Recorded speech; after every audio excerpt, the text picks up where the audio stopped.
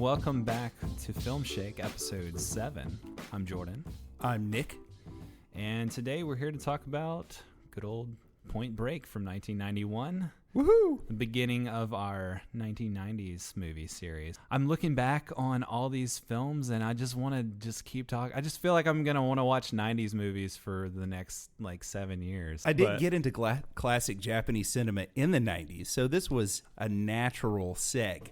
Going from the Japanese classics to Point Break and Speed or whatever 90s movies we end up talking about. Exactly. So if you got into us because you had a thing for classic Japanese cinema, I hope you'll follow us in this direction. I think you'll find that it's pretty much just the same thing. Yeah, it's the same thing. So, I mean, if you like classic Japanese movies, then you like Point Break, obviously. They both feature Gary Busey. Yeah, wasn't Gary Busey in some of those Japanese movies? I feel like his spirit was there. Yeah. Oh, and Ugetsu. I think he was the ghost, right? That's right.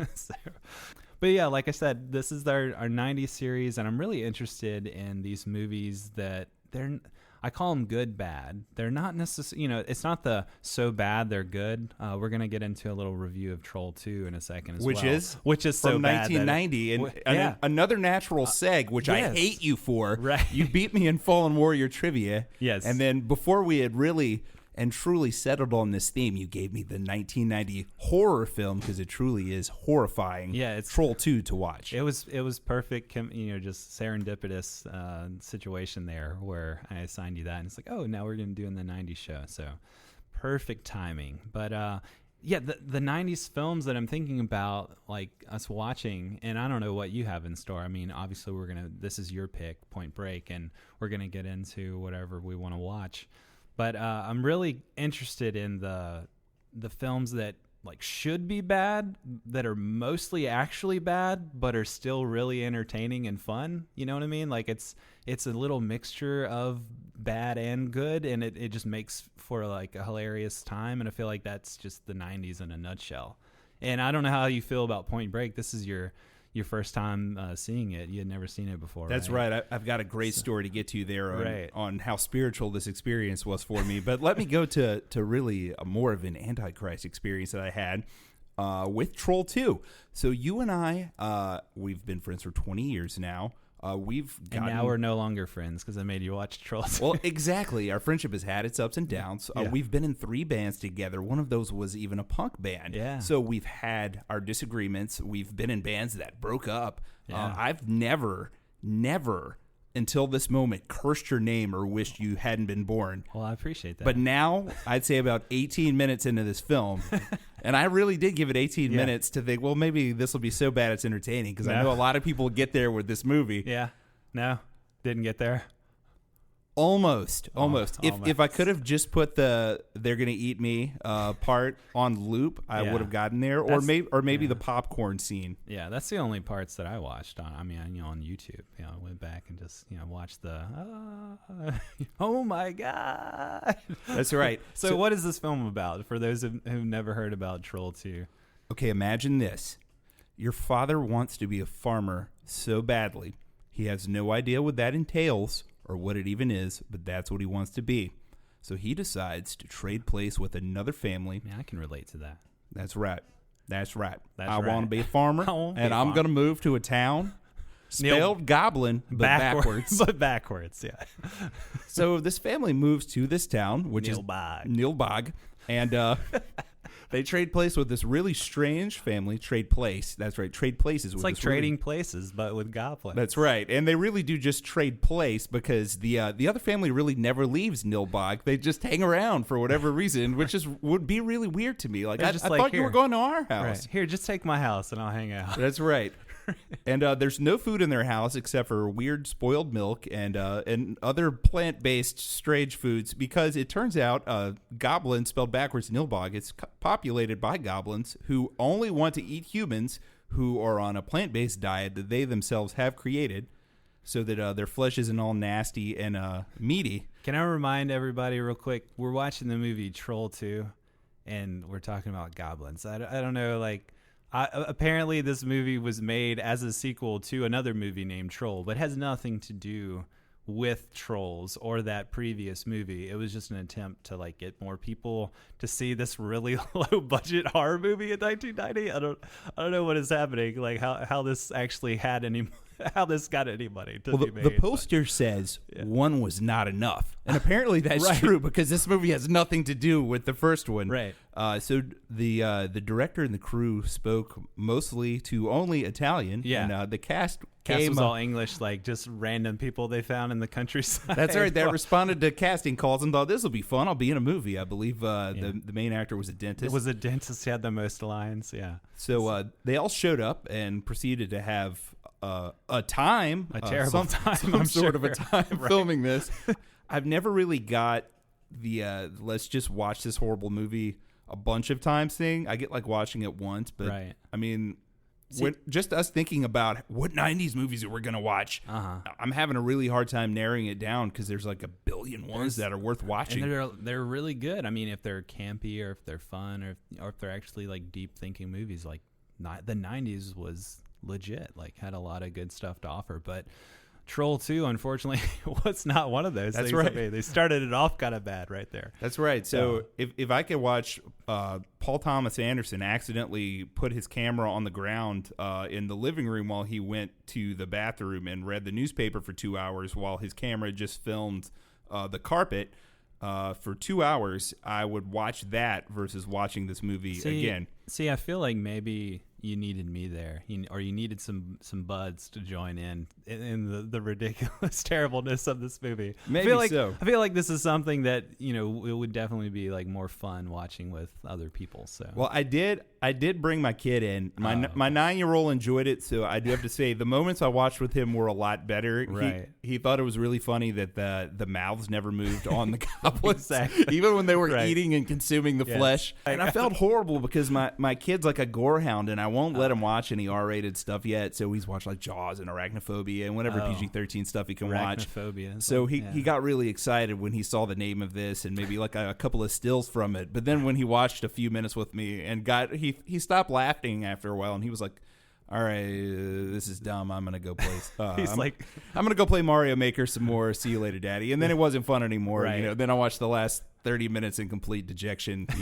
Alone in my bedroom on the laptop because it wasn't TV worthy. Yeah, my child has left me alone with Troll 2, and it's all Jordan's fault. There's nothing but dejection further on. So that's right. Yeah. So what would you give this movie overall on your star rating out of 10? It wasn't as bad as that horrible Netflix movie that you made me watch last summer. That's right. I wasn't even going to name it again. I'm scared that you just conjured it.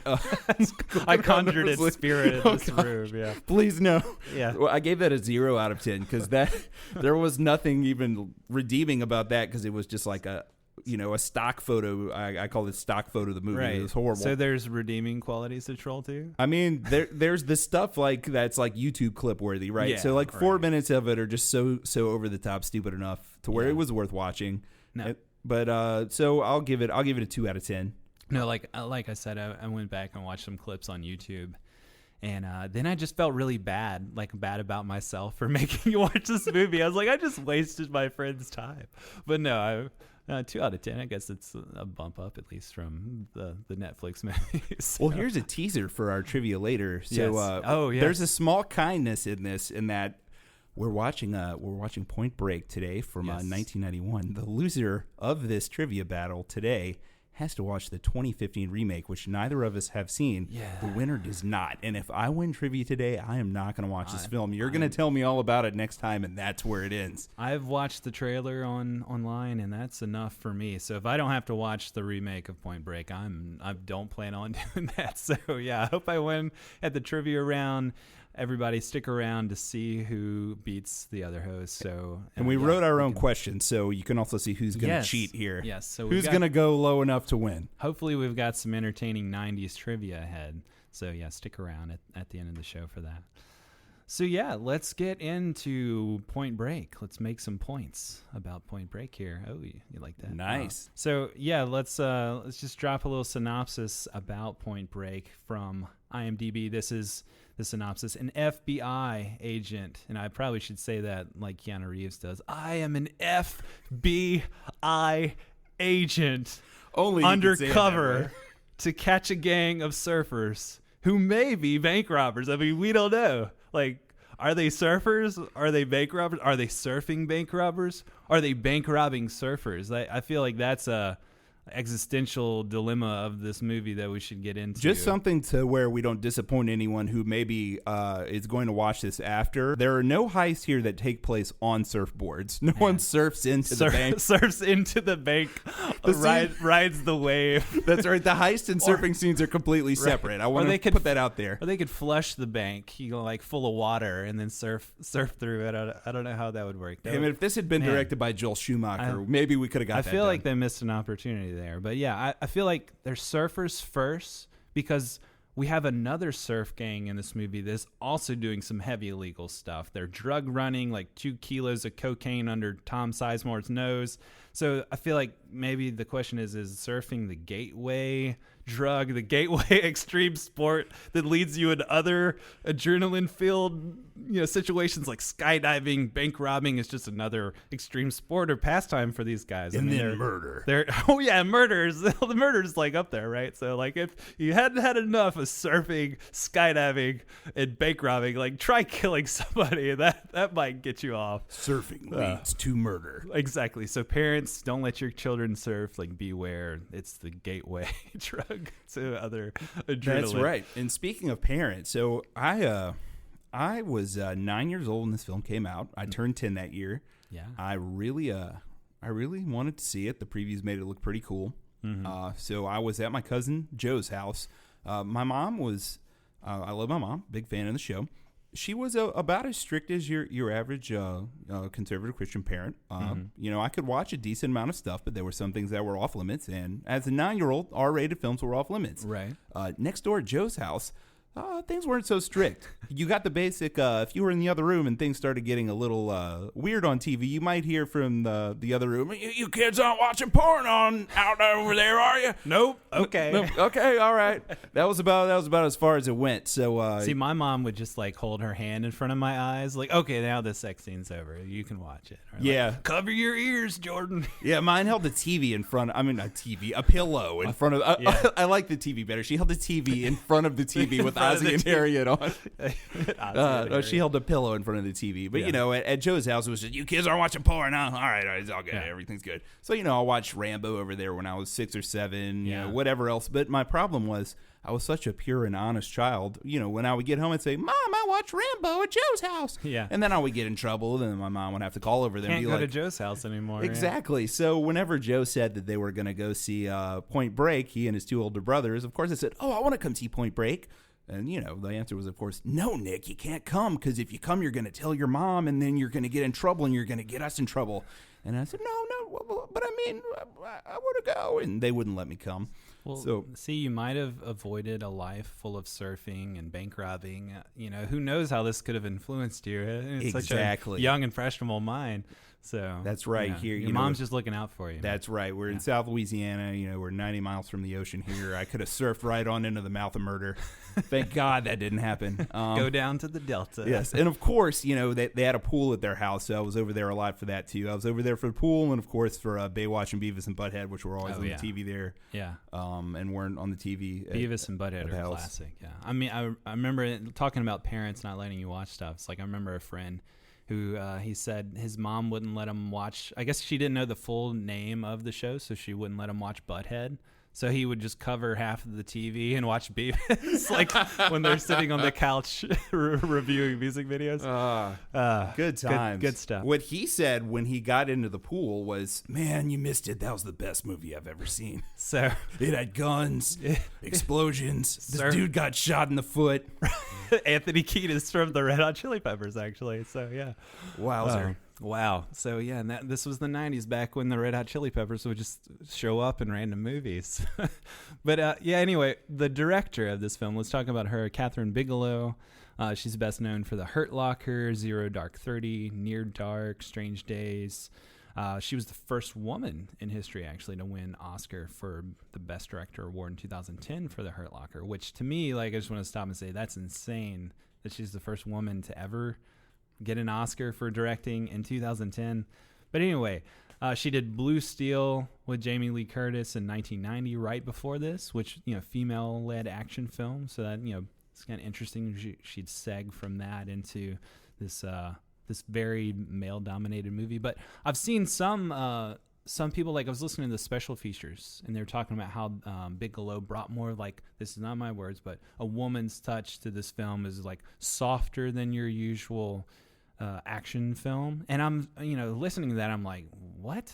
Like, this has got guns and explosions and surfing and babes and all this stuff. How is it softer? Like, how is it soft? Because also Joe mentioned it's got boobs, Nick. It's got boobs. Yeah, where Keanu Reeves is getting the crap kicked out of him by a naked lady in the shower. That's right. Sex and violence, they're there. Yes, but I started thinking about it. I was like, what do they mean? Let's think about this real quick. And I wanted to talk about the context of this film too, where it's like, okay, this is technically a 90s movie, but we've still got a lot of the 80s spewing over. I mean, we've got Rat on the soundtrack. I mean, when's the last time you popped in your Rat cassette and just rocked it? Nirvana hadn't completely murdered hair metal yet by this point, or butt rock. But I mean, you've got the soundtrack, the fashion, the surfing culture. I mean, a lot of that feels very 80s, but then you've got the more like fast-paced action film with like a lot of fun mixed in, and that feels like a hallmark of 90s cinema to me. Like the skydiving, the extreme sports aspect, a lot of that's 90s. That cutting and that the edits and the action scenes feel more 90s. Yeah. So I've heard some people talking about, like, is this like the birth of like the modern actioner? I don't know about that, but well, thanks Kathryn Bigelow. Thank you, but I would go with Die Hard's so good. Yeah, we're not going to get to that with 90s movies, but that's a much. I love Die Hard. That's enough. Sorry. Die Hard digression. But, think about like the softer touch. I was like, well, is it because Keanu Reeves is like your different kind of action star now? Like, this is his first action movie coming off of stuff like Bill and Ted.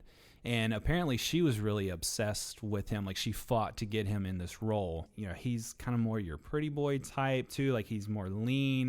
And you think about some of the 80s action films that this is coming off of. Oh, you good got point. You got Schwarzenegger just dominating all of the 80s, like Commando, Predator, and then you got Rambo and Sylvester Stallone. Rain and Royds. Seagal, Van Damme, like all these thick-necked macho dudes, right? So in comparison, you see Point Break and you're like, this dude, I feel like obviously they cast him in a way because he fits the surfer bra mentality. Like he's kind of like the birth of the 90s action star, where he's not like, your huge thick neck muscle head dude, but he can play the romantic lead. He can play the action guy. He's a little bit more versatile than like say Schwarzenegger, but then he's still Keanu. Like people talk about him just being like a cardboard cutout. Especially in this movie.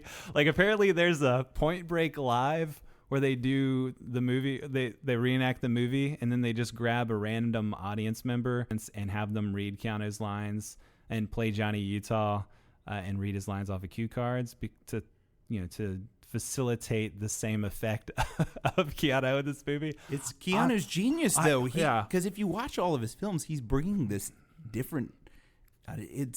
Both of these actors, there's this weird zen-like quality to both, where Keanu brings what the film requires. Right. The film required this Keanu. Any other Keanu would not have worked. Right. And yeah, I'm not saying he's bad at all in this. I mean, I know people make fun of some of the, like the FBI agent line, and I mean, he's got some bad line readings in this, but I wouldn't say overall he's terrible or anything. I still enjoy him. And yeah, he's playing Johnny Utah, like this kind of serious, just trying to do the right thing, trying to like, excel in this job. And he's also kind of got like a little bit of that rebel in him as well.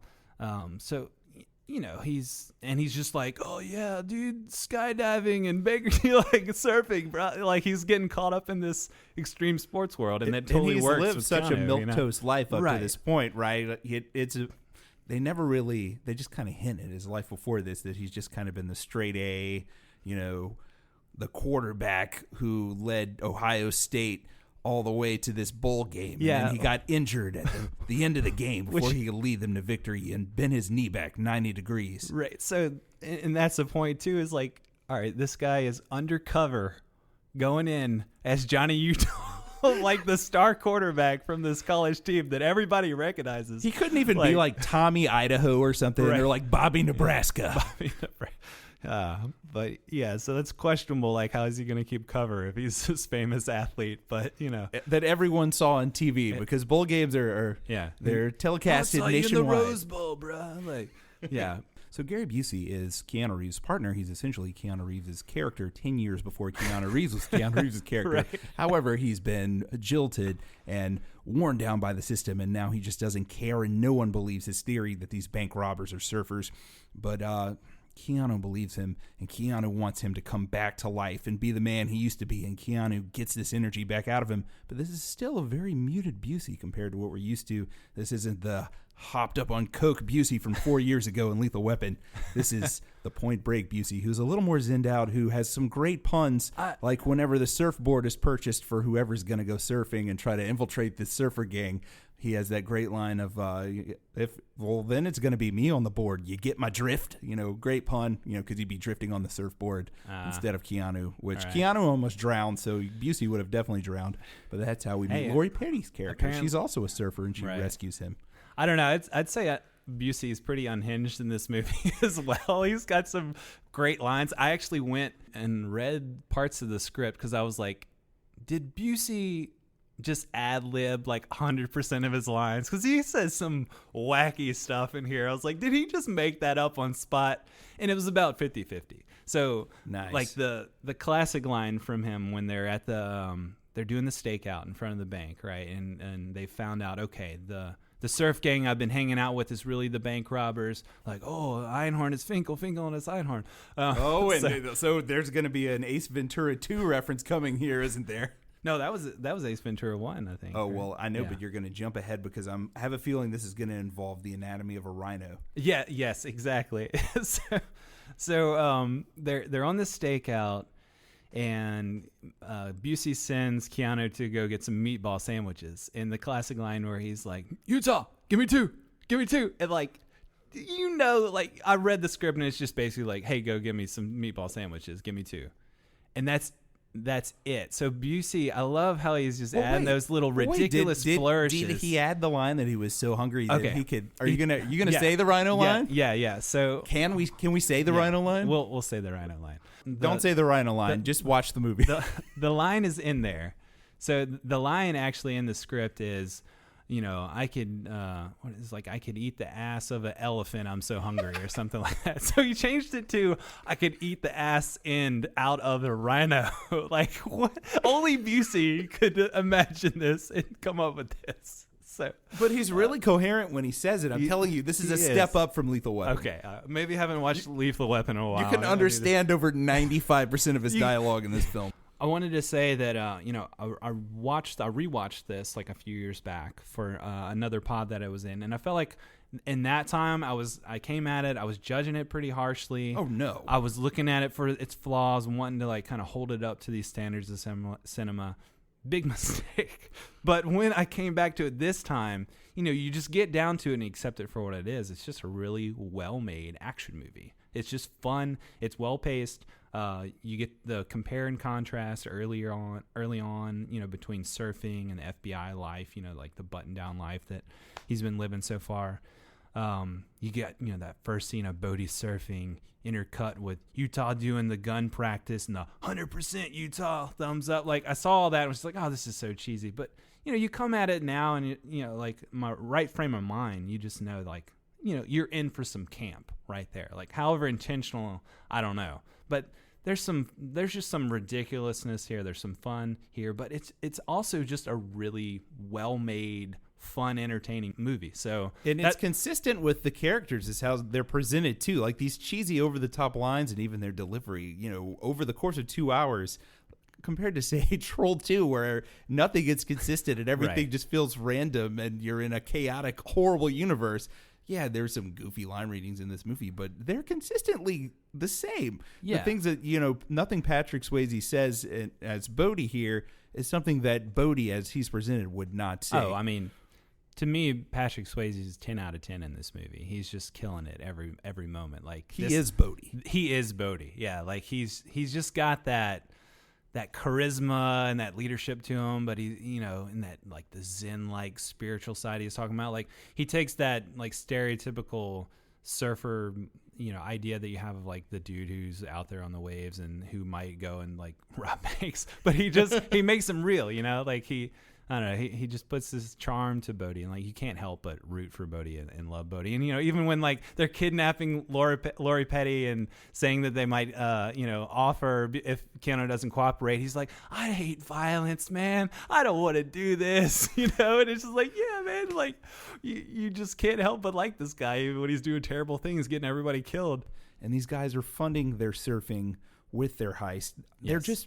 They're robbing so that they can surf because that's their connection to the good Lord. Right. They just want to surf, man. That's all it. Like you can't, put down a brother for just wanting to surf. We haven't mentioned yet they're wearing presidential masks. Yes. And they speak in presidential accents. The Nixon one, of course, being the best. Yeah, that was the best. And then Swayze's haunted puppy dog eyes underneath the Reagan mask are just incredible. Like, I would just give him my money if he asked without a gun. Like, oh, okay. Oh, I mean, yeah. You want me to pay higher taxes? Sure. Those ice blue, take my money. Those ice blue eyes just staring at like when Keanu, the great chase scene, like when he's chasing him down, like all through the houses and at one point he throws a dog at him and Keanu kicks the dog. Like, I mean, where else are you going to see that?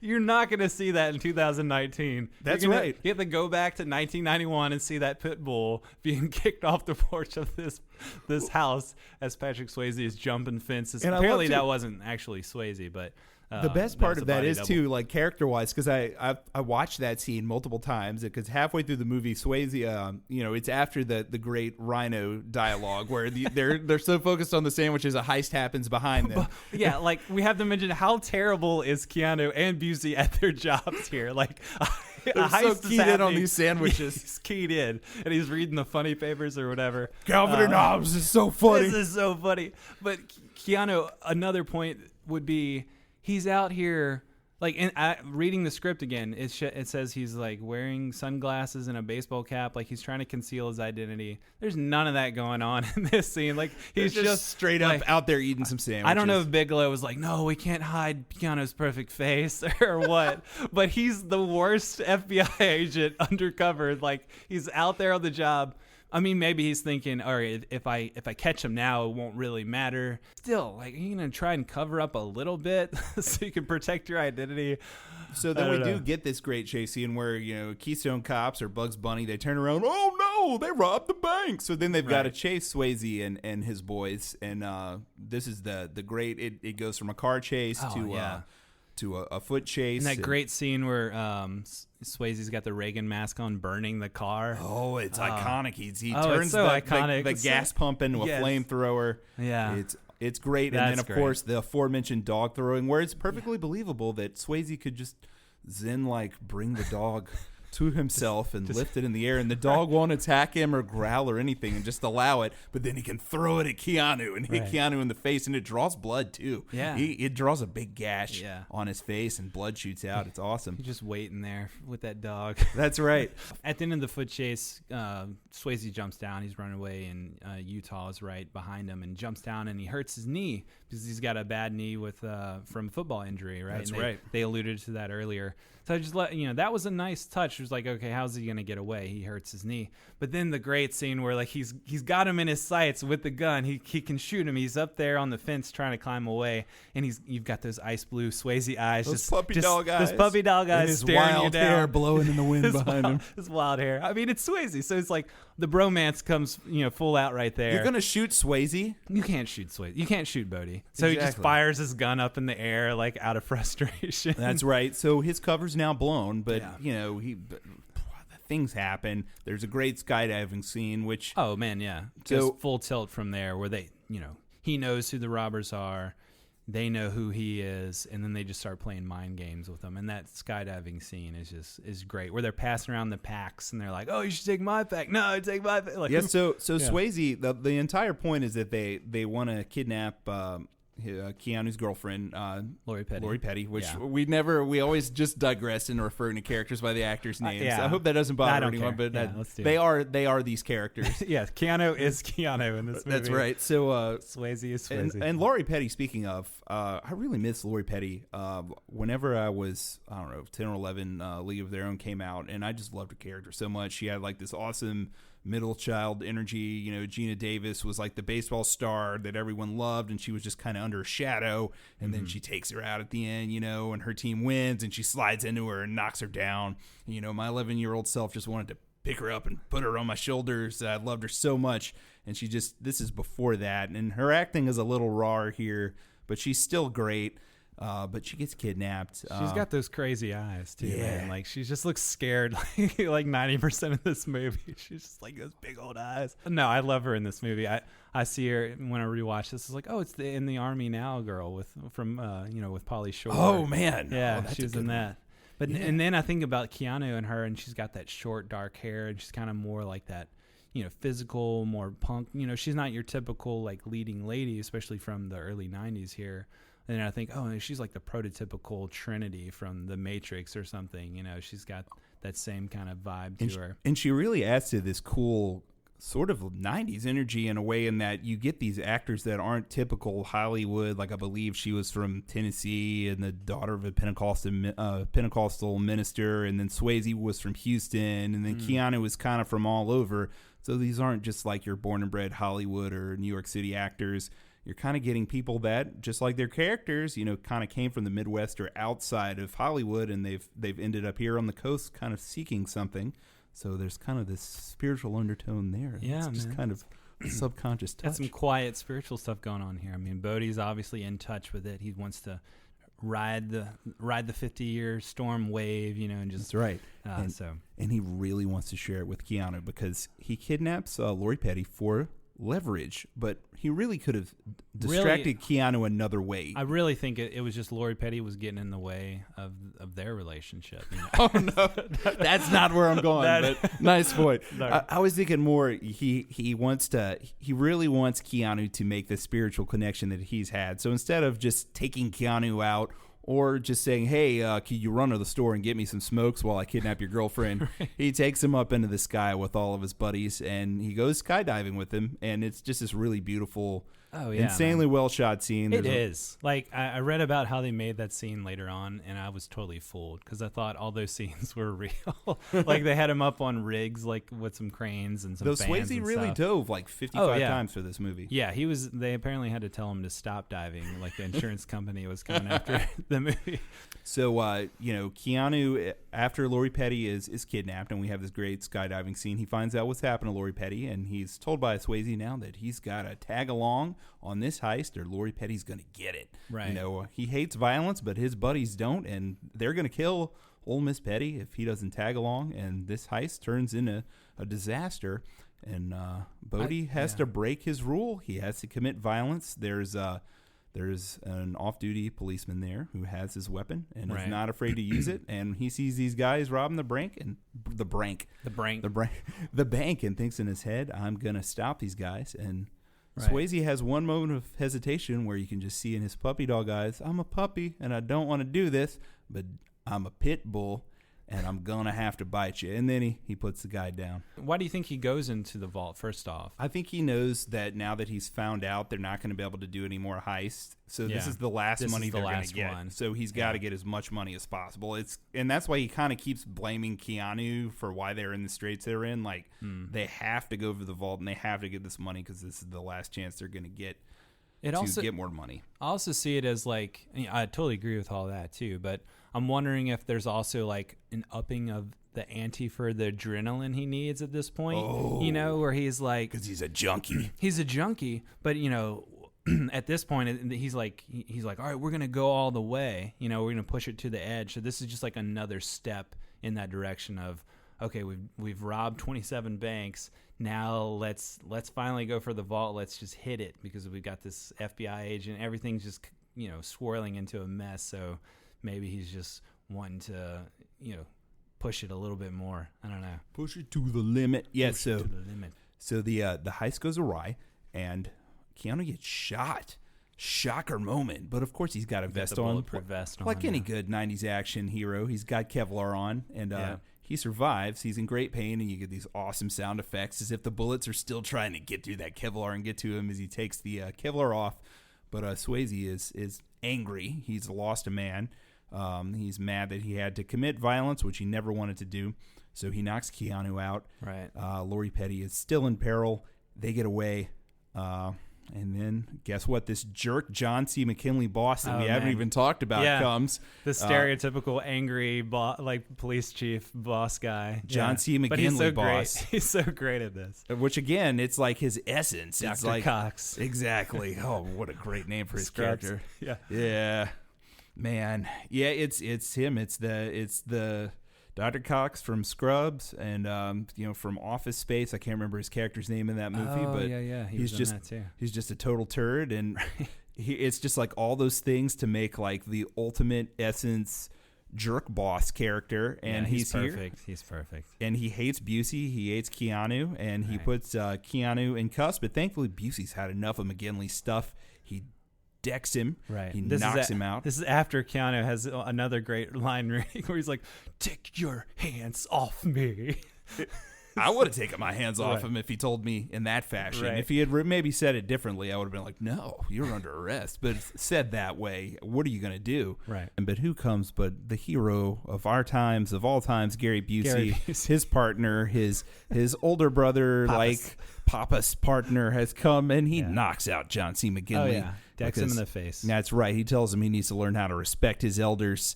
And then McGinley's out of the picture. Literally, we never see him again. Thankfully, I love McGinley, but I didn't want to hear him talking anymore in this film. I just wanted some action from this point, and that's what we get. We get I Busey love this whole scene. Like, this whole section of the movie is just so fun and action-packed and kind of goofy. You want adrenaline, you got it. You got Busey and Keanu driving to the airport. They're going to get to Patrick Swayze, Bodie, and his surviving gang members before they take off from the runway. Or are they? Roach. Yeah.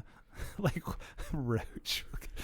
What a great name! Like, what for a great character. surfer, like surfer bank robber name is just like crusty old Roach who dies in the end, like parachuting, like skydiving off the plane. This is the decade of Joe's Apartment. Yes, this is true. Yeah, this is where Joe's Apartment spawned from. From this dude's death, like a million cockroaches crawled out of it from his carcass. Yes, and crawled into Joe's apartment. All of this leads to a really tense, pretty well shot shootout at the airport. Violent, yeah, extremely violent. Busey getting just shot in the back, like total just blown out. But boy, does he give as well as he takes. Right. He takes out almost all of Swayze's men. He just shoots and shoots. He's a better shot than all of them. They just have more guns and bigger guns and. Right, and he's got the surprise guy behind him that he didn't realize. Man, shot in the back. Yeah, he shoots Busey in the back. That's right. It's alliterative, but it's not fair. Busey in the back. Yeah, I wasn't. I was sad when he died. I didn't want to see him. He was my favorite character in the film, which is saying a lot in a film where Patrick Swayze and Keanu Reeves are just totally being their most awesome of selves. Right. Like I said before, this is peak Swayze. This is definitely peak Busey. Like, I don't know if I need to see any other movie. I mean, you got those two dudes plus Keanu Reeves, plus you got the Red Hot Chili Peppers. Well, at least Anthony. And then my early '90s love, Lori Petty. You got Lori Petty, who's just she's great. Everybody's great in this. It's just it's a fun time. We should get into our Eye of the Duck segment, where we talk about the key scene. That's right. Of the film. What's your metaphor? Well, of course, this time? We should explain Eye of the Duck. Of course, David Lynch once famously explained so that all film goers could understand. The most important scene of a movie is like the eye of a duck, because the eye of a duck actually has the most protein. Therefore, it offers the most nourishment for the watching viewer. And I thought the scene with the most protein, personally, for me... Did he say protein? I don't remember this. It's just Google it. Did he really say protein? I mean, anything that we say is Googleable. If it's on the internet, too. You gotta believe it. It must be true. Yeah, where's the protein in this movie? For me, the protein comes about halfway through the film. So Reeves' character starts off as this total square. I mean, he's kind of a rebel within his own world, right? Yeah. You know, his parents they're probably lawyers or doctors. He went to law school. I don't think that was a lie. I think he went to law school and joined the FBI. Maybe. Yeah. He was a store not a store clerk. He was a star quarterback and a straight A student. He hit 100% of the targets at the beginning of the film whenever he's at the shooting course. 100% Utah. Yeah. And why is he doing barrel rolls right there? I wanted to ask. Like he's in the rain. He's in the pouring down rain. You want to know why? And he's doing barrel rolls, like shooting all these targets because they told him to. Yes, he's a tool of the man. He's a tool of the man. But at the same time, at that very first scene where you see him introduced to John C. McGinley, is he's kind of being a rebel. He's pushing back a little bit. I feel like they could have built that into his character a little bit more, like shown him be a little bit like more of an obvious rebel, because it's like you have those scenes where he's just kind of like straight-laced, concentrated, just like square of a dude. But then you also have those scenes where he's kind of like fighting back against the man, like walking into the office with the surfboard and stuff. Like some of that didn't quite connect with me. Well, that's the thing. It's there, but he just hasn't had a chance to express that yet. He's been a part of these systems that Swayze's character has been fighting against. You know, he's talking about how he has this speech at one point where they're robbing these banks to surf to find the spiritual connection for all, you know, these poor robot humans who are driving, you know, in their cars to work every day. They're metal coffins. Yeah, they're metal coffins, right? Which is what Keanu is to him. Yeah. You know, but he sees this being in Keanu that is this rebel that is like himself, that is like Bodhi, Swayze's character. Yeah. And he wants to set that free. He sets that free. So one night he comes to Keanu's house, to Johnny Utah's house, and wakes him up and says, "You got to come ride these waves, man." So they go out at night. It's of course daytime and it's shot with filter, but it's nighttime. And let's just forget that poor filmmaking technique there for a second, because it is spectacular wave footage that's being shot. I have to say, this is Swayze, interrupting or at least coming in late after Reeves and Lori Petty have done the deed in the bed, or no? Have we gotten to that? No, they haven't done it yet. Oh, they haven't done it yet. See, this is what leads to them consummating their relationship. Right. Swayze actually facilitates that. Yes, which is weird to me because Petty was his ex-girlfriend at some point. He even says, like, you get this guy moving in on me now. Like, but he's just but joshing he's totally her. cool, because he says later that, you know, this look in her eyes, she really loves you. She didn't feel that for me. You know, we just kind of had a fling. Yeah, what you have is real, man. Right. Yeah. So he's just setting all that free. He didn't care. He's just being the Bodhi. Yeah, that's right. So up until this point, Keanu's kind of just been riding the waves because it's his job. It's his job to infiltrate this group of surfers. And even though Lori Petty doesn't know at this point that he's an FBI agent, can you say it for me? FBI agent.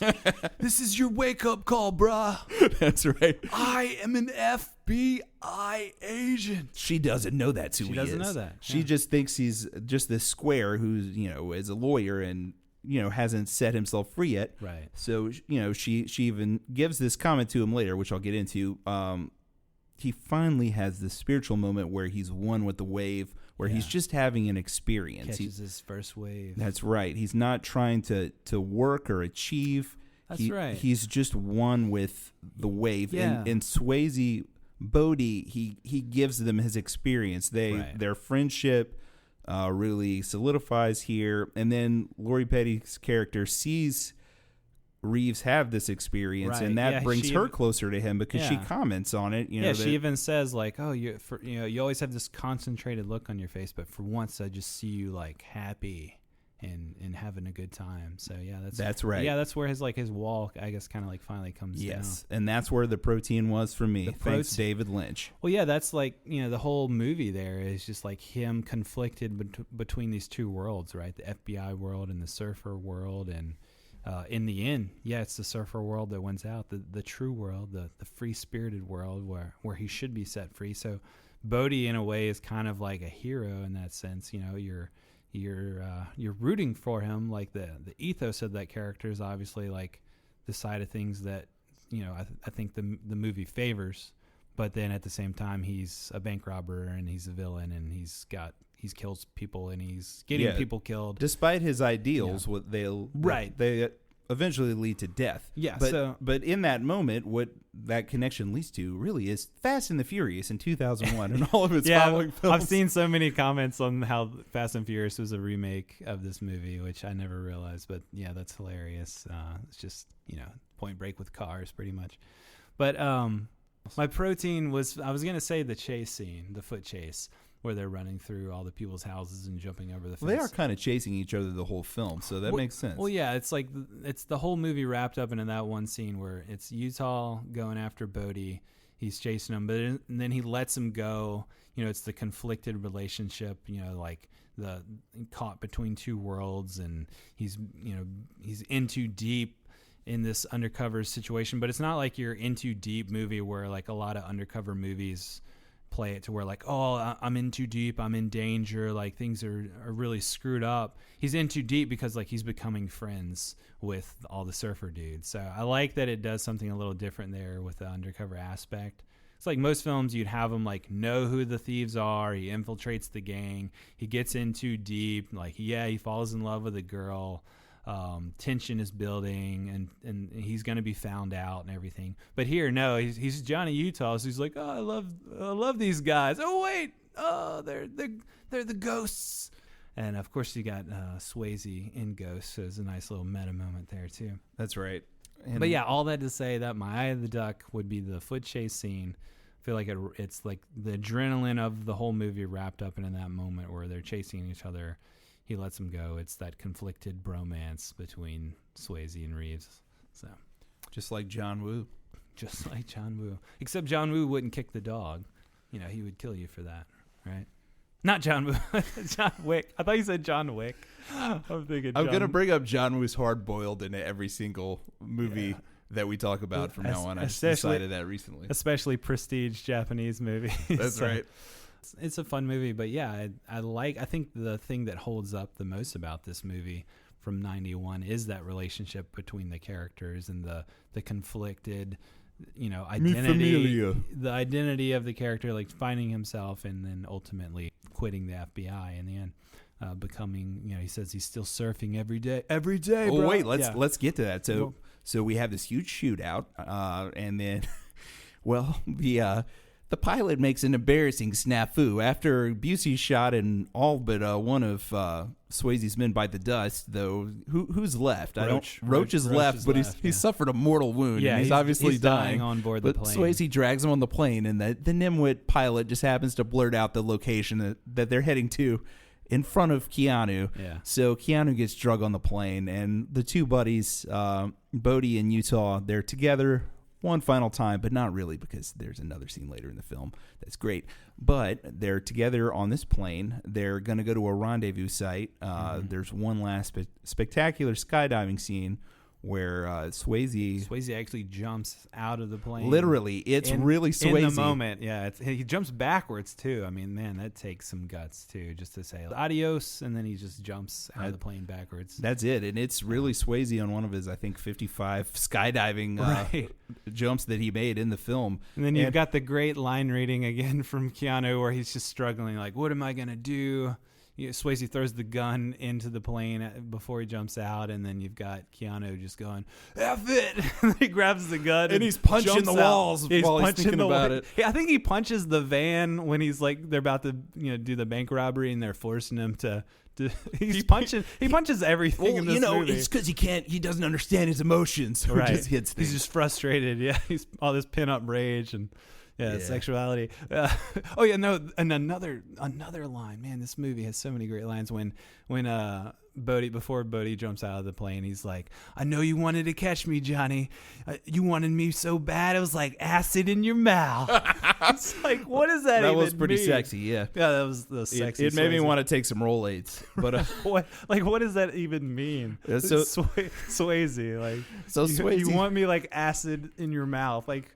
Is that you want acid in your mouth, or it feels like acid in your mouth? I'm not sure. Or was it just a burn? Yeah, it's just burning. Yeah. You didn't catch me, and so now you got burned, and you feel bad. Kind of like jock itch or crabs. So Swayze's out of the plane. Something Swayze's probably familiar with. Roach got tossed out of the plane, but he's not a factor anymore. So you know that dude's gonna die as soon as he hits the ground. And he does.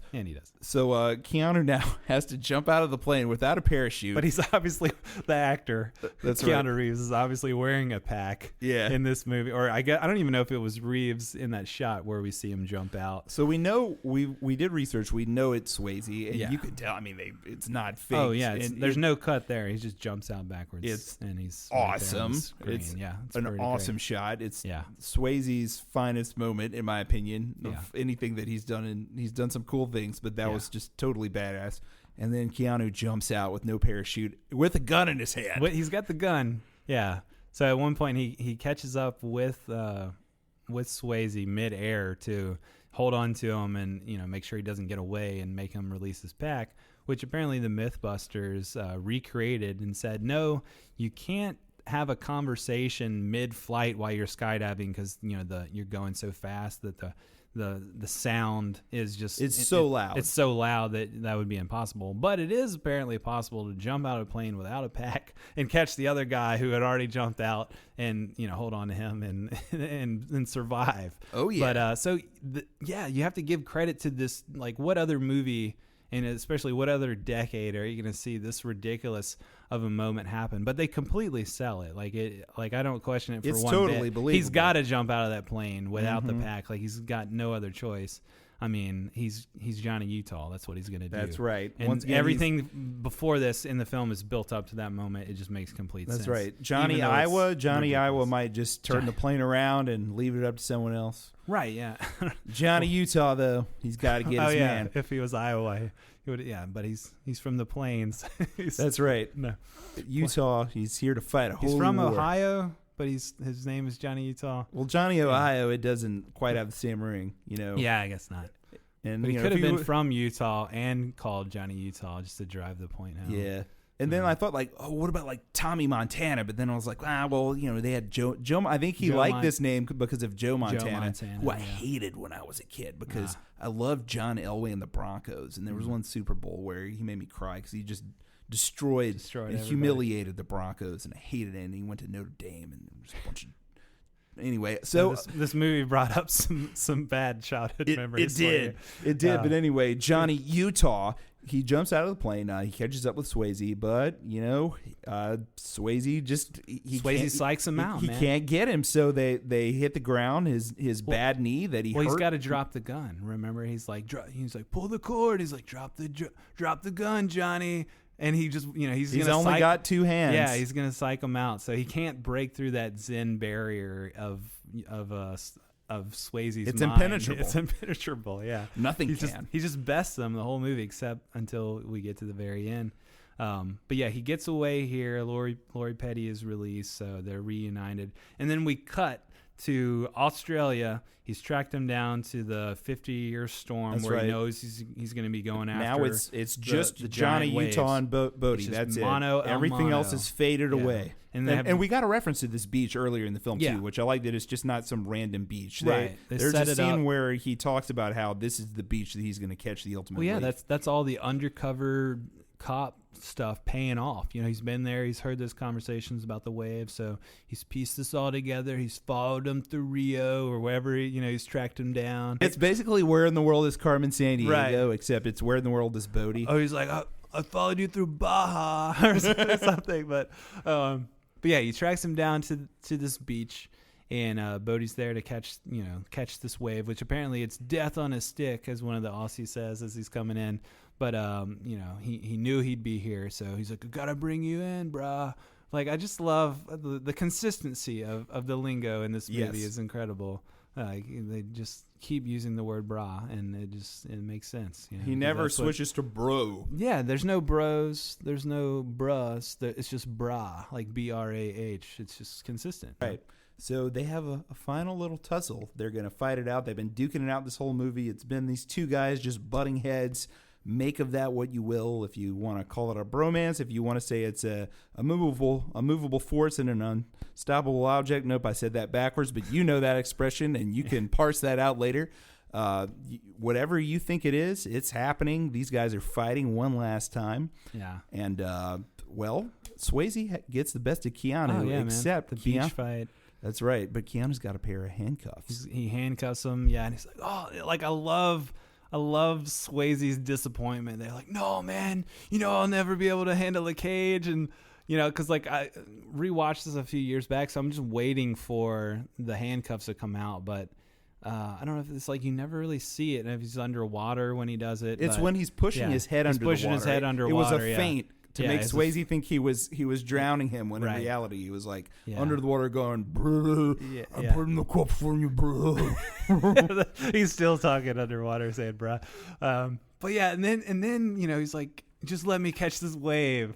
Like it's Bodhi to the end, where like his charisma is still gonna move on Utah and make him do what he wants, and he lets him go. You know, I mean, one, he knows he says at the end he's not coming back. Man, have you seen that movie Fast and the Furious? Because there's this awesome part at the end where Paul Walker's character decides to let Vin Diesel go, try to jump these train tracks because there's a train coming to see if he can do this cool jump. You know, and he's a policeman, and, and Vin Diesel's Diesel's a crook, and he infiltrates Vin Diesel's You mean that gang. wasn't its own movie? Like that wasn't an original script? Oh, and then the train is kind of like a big wave, you know? Oh, yeah. And except it made a lot of money, and then it made like 6,000 of those. Yeah. I just love how he lets him go. That like the Bodhi's like influence wins out here, and he goes out and rides this like 50-foot wave, and then he's just toast. Which is a bummer because we never got that fifth point break where, you know, the analog for The Rock at the time, who's kind of making a comeback, which would have been Schwarzenegger. We don't get a fifth one where all the main characters come back. Even, you know, but Lori Petty would have came back in a post-credit sequence here. Yeah. But you know, we would get Schwarzenegger in a sort of Rock type role where he would butt heads with Swayze, and Reeves would kind of be like the cool, like fun-loving one. That never got to happen here because Swayze's gone. Is Swayze dead though? I mean, they could have brought him back. Well, apparently there was a sequel in the works for a while that just never came through. Yeah. Really? Yeah. Was Patrick Swayze going to be in it? Like there was a script. I think there was a script written and everything. Was it like ET2 quality? Because that was a lousy script. You read that one? No, that's pretty bad. I don't know like how far it got down like the production pipeline, but it was thought of at least. Like I mean, this movie made a lot of money like for 1991. So I mean, it wasn't in like the top 10 of the year, but it's it was still pretty successful. So. Well, the question is, he lets Bodhi go. Does Bodhi die? Is this suicide via, final wave kind of thing? Like, do we obviously we're not given that answer, but what do you think? Is he's coming back? Is he going to go on and, find another bank to rob? Is he going to keep it low? Is he dead? I think he's dead. He's probably dead. Because he does go, they do go out of the way to have him say there's cliffs on either side, so I can't swim out of here. Right. And he's not going to go to jail no matter what. I mean, if he did survive the wave crashing, then as soon as the police get him, he's going to like go for one of their guns. So they shoot him because he just doesn't want to go to jail. So I think that's it for him. I mean, it makes sense why he let him go. Like, Reeves is going to quit the FBI. Like he throws his badge in the water. Which was that was one thing. I don't have you watched any Dirty Harry movies? In the first, and he throws his badge away at the end of the first one, and then they made a lot of other ones, as I just said. And still Dirty Harry. He's still Dirty Harry. Dirtier. I mean, he fights dirty cops in the second movie where he's magically a policeman again. Oh wow! But he throws his badge in the water. Yeah, his FBI badge. Again, read some of the script. Apparently, in the dialogue of the scene, like as it was written at one point, he had already quit. He was just there to like say goodbye to Bodhi. Before the FBI came in, they let him have his moment or whatever, and there wasn't like a fight. He just went off into the surf. But yeah, I think I like this ending better. Did the two of them just start fighting like Keanu and Patrick Swayze? They just saw each other and their energy compelled them. We need a beach fight. No, it's probably rewritten. And Lori Petty was apparently on the beach at some point in this scene, like hugging him after Bodhi went off, and she's crying because Bodhi's dead. And apparently Bigelow has come out and said, yeah, Bodhi really died. It was like a suicide or whatever. Like he didn't want to face. He didn't want to face the jail cage. So. Yeah, I feel like this ending works. I like the beach fight there. It's fun. I like him throwing the badge into the water. And again, it's just kind of goofy, but just, a nice little FU ending to the, to John C. McKinley. But again, it's Bodhi has won. Like Bodhi has won this movie because he has set Keanu free from the system. Amen. And now he's finally at the end just going to quit, and he's still surfing, and he's grown his hair out long. He's wearing the denim jacket and the denim pants. He looks like he just walked off of the set of My Own Private Idaho, which he probably did because that movie was made in '91 later that year too. That's probably why his character was not Johnny Idaho. He also just did to Bill not and, cause any confusion. He also did Bill and Ted, that same year, so it might have been because of that too. But either way, yeah, he looks like a rough, scruffy Johnny Utah. He's obviously on the outs with the FBI, and then throwing the badge is the final straw. So yeah, I feel like Bodhi in that sense, his influence, his ideals have won over and are gonna like continue in Utah's character now. Like he's the rebel now. He's gonna be the Bodhi Vista or Bodhisattva or whatever term that is. I don't know. Siddhartha Bodhi. Siddhartha Bodhi. I've kind of already covered why I think Utah leaves the FBI at the end, but what do you make of the ending? That last shot, that last little moment where he throws the badge in the water. Yeah, well, this movie does follow the unfortunate logic that real life often doesn't, where Petty's character just immediately forgives him for completely deceiving her and telling her that, making up this fake story that, oh yeah, my parents died just like yours did. Come on. I mean, is he with Petty in the end of this film? Well, I mean, if they intended to have her in the scene, like with him at the end, I'm sure that's the intention. And when she's hugging him and all at the end and they're embracing, it's romantic. I mean, it's not just like a hug, like, I'm glad you're safe. Oh yeah, they're like buddy. About to make out, right? Yeah, like she's in her nightie. Well, with the way that the sex scene went before, where literally everyone's hanging out on the beach, which I forgot to mention, I love whenever someone sets the fire on the beach so that they can see. He stabs it with a knife. Yeah, instead of the lighter fluid. Instead of unscrewing the lighter fluid bottle. I'm just gonna stab I'm in the '90s movie, so I'm just gonna stab this lighter fluid bottle with a knife. That makes sense. And then when Swayze's like, leave the fire lit for him, and then he's like, again, he's just being a good wingman. Yeah, he's just like setting it up so they can have sex on the beach later. So really, the entire last act of the movie before the final beach scene is just him really setting things up so that they can have sex on the desert sand. More sandy sex. I think that she is supposed to be with him, but I mean, that's like a movie thing, right? Like you can He's manipulate and lie to someone, right. but the people always end up together anyway, which is terrible. Yeah, they shouldn't continue that trope. But yeah, I feel like we don't see that in the end here. But I don't know. Maybe he doesn't end up with Petty. Maybe she doesn't forgive him, or maybe they go their separate ways. It was just a summer fling or whatever. I'm feeling like the logic of a '90s movie, though, and the logic of a '90s totally movie be together. Yeah, and he probably gets a job working with her at that restaurant that she was working at. So he can surf every day. Yeah, that's right. He surfs and then he serves people shrimp and fries, and I think that's all he does. Well, big question then is like, how is Utah not in jail or arrested by this movie either? Like movie logic. Like he's helped rob a bank. He's like been a party to murder. Party to murder. Like he's got in the plane with him. At the end, like they don't know like what he knows for sure. But yeah, it seems like kind of shady that he wouldn't have some cuffs thrown on him again and end up doing some time. But hey, I think John C. McGinley's character got punched so hard. Maybe he forgot everything. That's right. The punches of Busey have magical powers. They cause amnesia. So he woke up and he thought, oh, nice job, Johnny Utah. I don't remember anything, but for some reason I feel like you did a great job and you didn't do anything illegal, and I'm promoting you. And then he said, well, I want to go hunt down Bodhi, and then I'm going to quit. And he said, that's fine. And after that, I'll give you a nice fat pension, and then you can retire and you can work at a restaurant on the beach. That's our back end of this movie. Like, that's right. Actually what happened. And then he and Lori Petty gave birth actually in the surf to their 3 surfer children, all named Keanu. That's right. Apparently, there was I'm thinking about this now with John C. McGinley. There's a scene cut from the movie where he's back in the FBI office with the surfboard and stuff, and McGinley is like, we're not paying you to chase girls, Utah.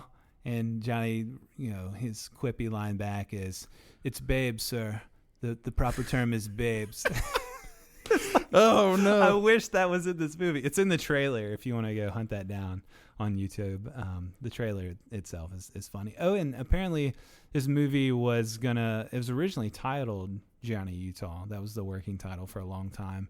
And then they thought about Riders of the Storm with the Doors song. Yes. That was what it was while they were filming. And then in the middle of the film, in the middle of production, they went with Point Break. You know, it's a good like action movie title. I feel like it fits, and it's just a lot of hard consonants there. Right. Point Break. That's right. Yeah, good stuff. Yeah. But yeah, I want to get into, there's some great, I mean, like we talked about some of the terrible line readings in this. Like one of my favorites would be when Keanu is calling up Lori Petty to apologize after she's found out he's an FBI agent. He's lied about his dead parents because he totally manipulated her because her parents also died. So yeah, he's a total lying scumbag, but he's calling her up and he's trying to tell her like how he feels. He's like, F, why can't I ever say how I feel? So good. You got like that aerial shot of him on the bed with the phone. He's like, I effed up. I did. I admit it. Man, you just became him. That was great. Yes, my Reeves, my Keeves. I was about to say my Keeves. Jordan, Utah. But there's also just some really funny, great lines in this movie too that aren't terribly read. That they just land. Gary Busey lands everything. He lands everything he says. Swayze, not as much humor there, but everything he says, I totally buy it. He's selling this completely. Do you have a favorite line in this film? Because I do. I'd say I love the early scene where we're introduced to the FBI world, that long tracking shot with McGintley and Reeves as they're walking through the FBI office. Thought that shot alone was amazing, and it really shows off Bigelow's skill as a director. And of course, you got this chase scenes later that are also just like these long running takes. And but surfing and skydiving as well. Well, all of that, yeah, it's just really, really well done for the most part. But in that scene where they're walking through the FBI office, one of my favorite lines where McGintley is like, do you eat square meals to Reeves? And he's like, I take the skin off a chicken, sir. Like, I just love that. And then later he eats the donut. He's like, oh, yeah, I love these things. And McGintley's like, oh, we must have had an asshole shortage. And then he walks away. Reeves is like, not so far. It's just so good.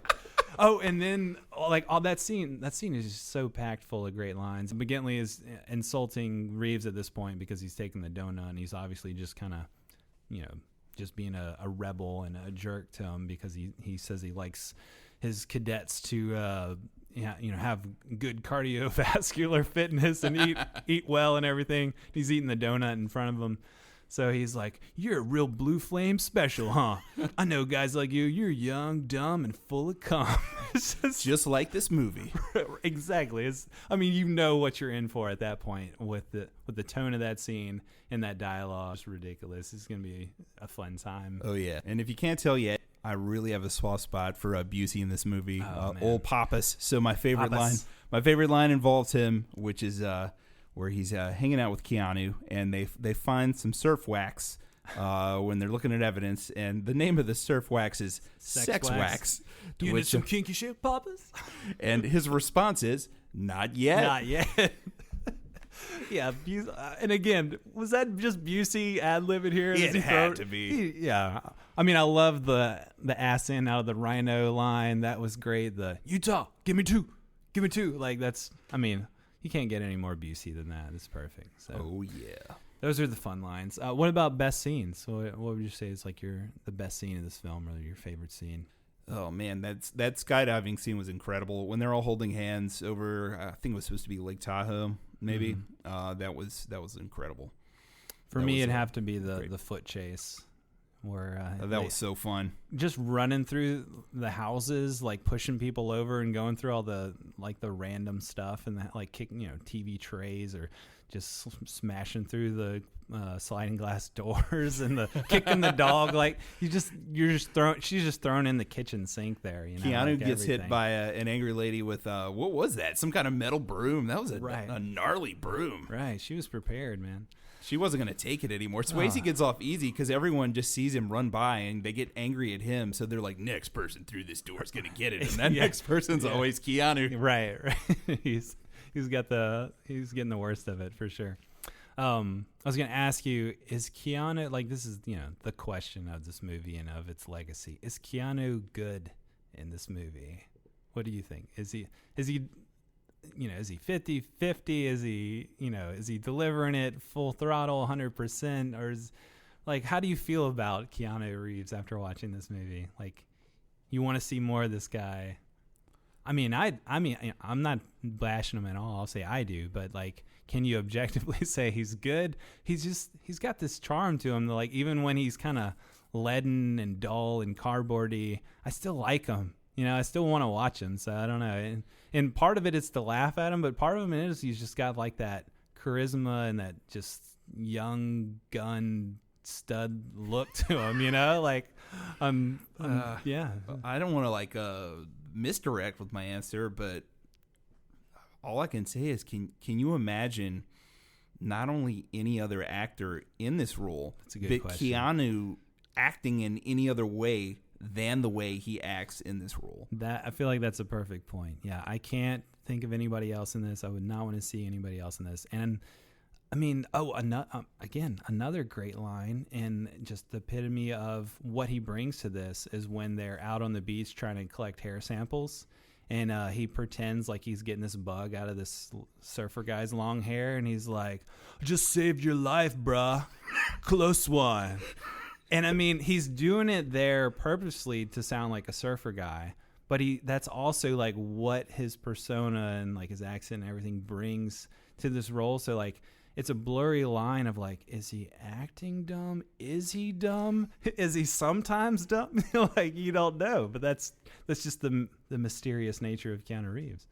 And not to pick on another actor, but say someone like Ashton Kutcher, who did have Dude, Where's My Car, but he wasn't really able to take that and put that persona toward an entire diverse movie career like Keanu did. Because he didn't become the action star. That's right. Only Keanu has this unique energy that he could just project into the universe and be all these, be Neo, be John Wick, be his character's name from Speed that's currently escaping me. John Connor. No, wait, that was Terminator. It's John something. He's always John in every movie he's in. Yeah. So. But anyway, yeah. But yeah. You get my drift. And then the next question would be, does this movie hold up for you? Like, overall, like, where does it fall short anywhere? Or does the 90s like legacy here and like the campiness still work? Like, could this be made today and just be just as enjoyable? Well, we could give scores here. Yeah. I was originally going to give this a 7, and so it's good, dumb fun. Right. But then I thought about this when I was watching it again, because I definitely watched this multiple times, and we'll watch it multiple times in the future. I've got to see it more times than Joe did. Right. I'm glad you watched it for this fun. So what could make this better? This has everything that you want from it. I don't know. Yeah, to me this is great. Like you said, I'm not left wanting anything more. It has everything I need from this kind of movie, And for me, there's something that we haven't really gotten into because we've only really talked about films besides In the Fallen Warriors, where some of them were just awful films. Yeah. We've only really talked about films that are just straight up classics. Right. But a movie like this isn't going to be like a 10 out of 10 movie. Like, this is kind of like a figure skating routine where there's like a set high score where, I'm not going to do an insane triple axel or a triple Lutz, so I can't get a 10. Yeah. But this movie, I think the highest score it could get from me is an 8, and I'll give it that 8. Yeah, I'll give it an 8 out of 8. Yeah, I was going to give it a 4 out of 5. It is classic, It's just fun. Like you said, good, dumb fun. And it works on all the levels it's trying to work on. It's just a fun action movie. It's got some goofiness, like intentionally thrown in there. It's got that 90s campiness that's unintentional, but that's charming and entertaining in and of itself. So it's got the skydiving scenes, the chase scenes. Like, I don't know. It was pretty groundbreaking in a way with those scenes in particular, like especially the chase scene and the pogo cam that they created, like the little steady cam that they created for those scenes in particular, and just the way that looks. I mean, some of the cinematography in here, it's questionable at times, like when they're shooting, they're surfing at night. It's supposed to be at night, but you can really tell it's during the day. Yeah, I mean, it's got like little flaws like that, or like little audio problems, but overall, it's just really fun, well-made action movie. So, good deal. Oh yeah, I enjoyed it. And you also mentioned could they make a movie like this now and make it as fun? One of us is about to find out. Because it's trivia time, Trivia time. So yeah, if whoever loses this is gonna watch the Point Break remake, which I can only imagine is not as enjoyable as the original. And I like that it even digresses, right? Like this was a pretty progressive film for 1991. We don't really have a lot of big budget action films directed by women, but we did in 1991. And Kathryn Bigelow is obviously, she did the Hurt Locker. She's done some great movies. Yeah. But who directs us in 2015 but a dude? And one of us is going to watch this dude directed film. I don't even know what dude that is, but no, that's probably not saying a whole lot. Hopefully you're going to know and not me until you tell me after you watch it. All right. Well, let's move on into the trivia battle then and see who's going to have to watch this possibly terrible movie. So first off, the rules of this, are we starting and going easy to difficult, or are we just, okay, all right. We're going easy to difficult. All right, I'll ask you first then. And so the rules of this are, if you get one right, you move on. If you get one wrong, you're dead and you lose. Pretty simple. So, but yeah, these are all 90s questions that we've prepared. Oh man, I just got nervous. I wasn't in the mindset, but now I am. My heartbeat just sped up. Boom. Okay. All right. So trivia battle, here we go. I'm going to ask you first. All right, you go first. All right. What was the highest grossing Keanu Reeves film of the 90s? Was it A, The Matrix, B, Speed, C, Bill and Ted's Excellent Adventure, D, Bram Stoker's Dracula? It's got to be The Matrix. That's correct. All right, good. All right, I'm feeling it. All right. Okay, another Matrix question, Matrix related. So when Neo, who is Keanu Reeves, as we know, experiences deja vu in The Matrix, what animal does he see twice? Is it a mouse, a cat, a dog, or a rabbit? B, a cat. A cat, you got it. All right, cool. All right, next one. All right. In the 1998 trucker action film Black Dog, Patrick Swayze starred with Meatloaf and what other musician? Was it Randy Travis, Lyle Lovett, Madonna, or Clint Black? Was it Randy Travis? Yeah, it's Randy Travis. Oh, sweet. Cool. Which of these quotes is not a line of dialogue from 1990's Arnie classic Total Recall? I've never seen Total Recall. No. Let me do it just for the Arnie voice. Okay, go ahead. And if you don't get it, I'll give you another one. How many questions did you bring to the table here? I got like 5. Okay, I have 4, so. Okay. All right, so which of these quotes is not a line of dialogue from Total Recall? Consider that a divorce. See you at the party, Richter. Don't forget to send me a copy. Give these people air. I'm going to go with 4, give these people air. Nope. Dang. It was don't forget to send me a copy. Oh, that was my second guess. Yeah, you need to watch Total Recall because I haven't seen it in years, but give these people air. He says air for air. You really hung on to air there. I should have known that. Yeah, that really stuck with me from the movie. All right, I'll give you another shot. So, in what other movie does Anthony Kiedis from Red Hot Chili Peppers appear in the 90s alongside bassist Flea? Was it The Chase from 1994? Was it the Psycho remake from 1998? Was it Son-in-Law from 1993? Or was it The Big Lebowski from 1998? What was the first one? The Chase. The Chase. You got it. Yes. yes. Oh, man. Yeah, apparently, I thought, Flea has been quite a bit. Flea was actually in the Psycho remake, Son-in-Law, and The Big Lebowski, but they were both in The Chase, which stars Charlie Sheen and Christy Swanson from 94. And that's actually going to be my pick for our next show. It's going to be The Chase. Oh, nice. Yeah. Oh, man, I've only seen one scene from that movie. I remember it being great and a fun time, but it could be completely terrible, so we'll just have to see. What is Patrick Swayze's middle name? Is it A, Wayne, B, Norman, C, John, D, Patrick? Is it Wayne? Yeah. Nice. All right. This shouldn't be that hard for you because it involves Ghost with Patrick Swayze, which I have not seen, but you have seen. Oh, my Lord, my darling, I want to get this question right. I don't want to watch the Newborn Break. The new point. All right, so in Ghost, what does Swayze slide up the door to convince Demi Moore he's there? Is it a quarter, a dime, a penny, or a dollar? I don't remember that. I haven't seen that movie in almost 30 years. Oh, this is perfect. Oh.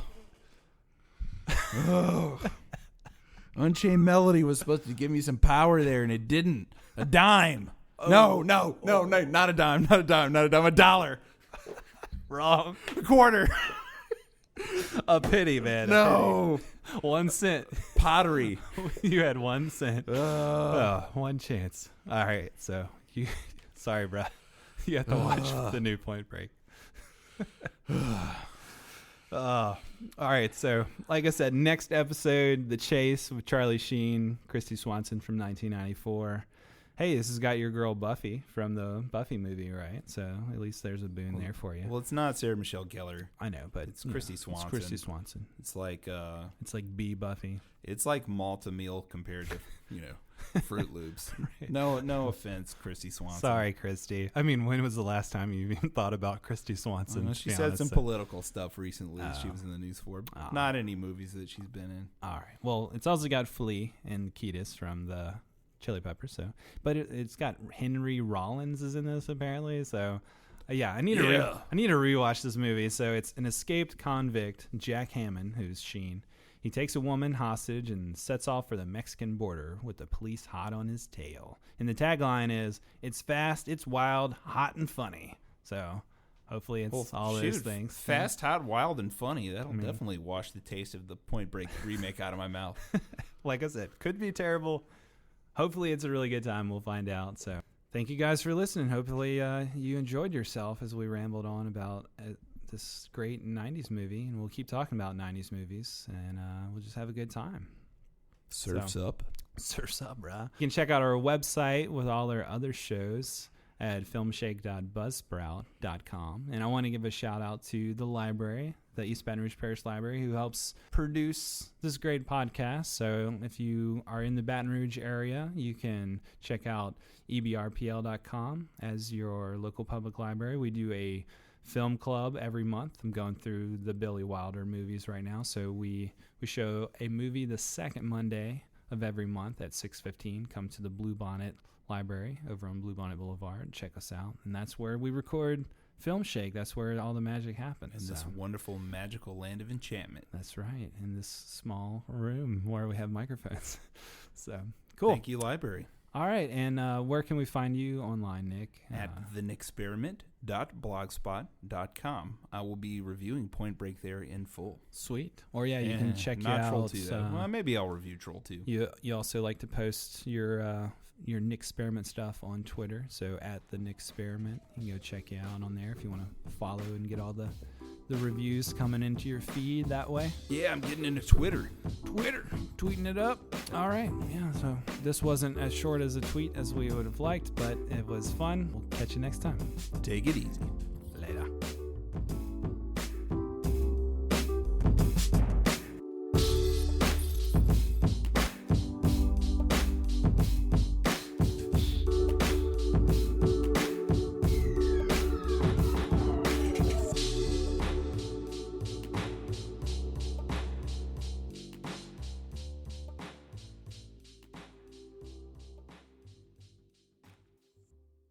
Point Break.